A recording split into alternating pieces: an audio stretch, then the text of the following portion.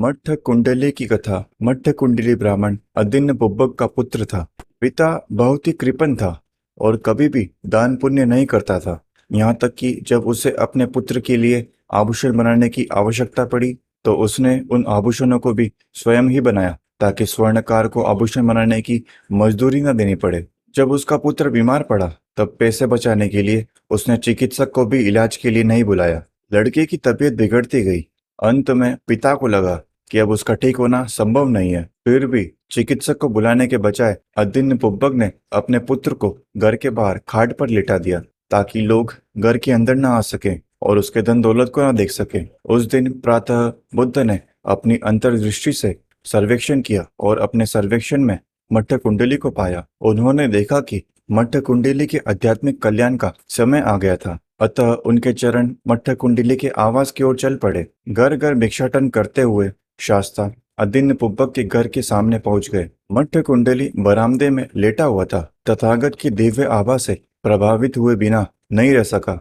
भीतर से उसका हृदय शास्ता के दर्शन के लिए बेचैन हो रहा था और उसका शरीर जवाब दे रहा था। उसकी काया खाट पर थी पर वह बुद्ध के साथ जुड़ चुका था। अंतिम समय आ गया। मट्ठ कुंडली ने आंखें मूंद ली। मरते समय उसका हृदय बुद्ध के प्रति श्रद्धा से भरा हुआ था। इतना काफी था। उसका जन्म तावतिंस दिव्य लोक में हुआ।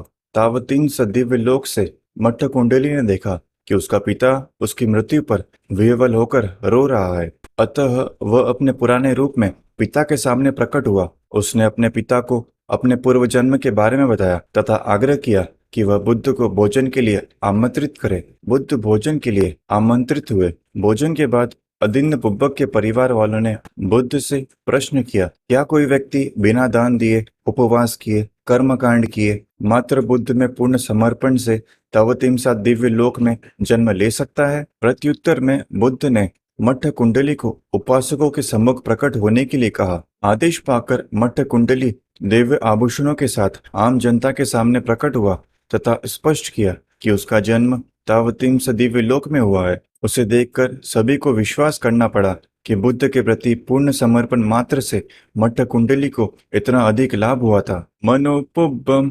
गमाधम्मा मनोसेठा मनोमया मनसाचे प्रसन्नेन भासति व करोति व ततोनम सुख मनवेत्ति छाया व अनपायिनी। मन सभी धर्मों का प्रधान है।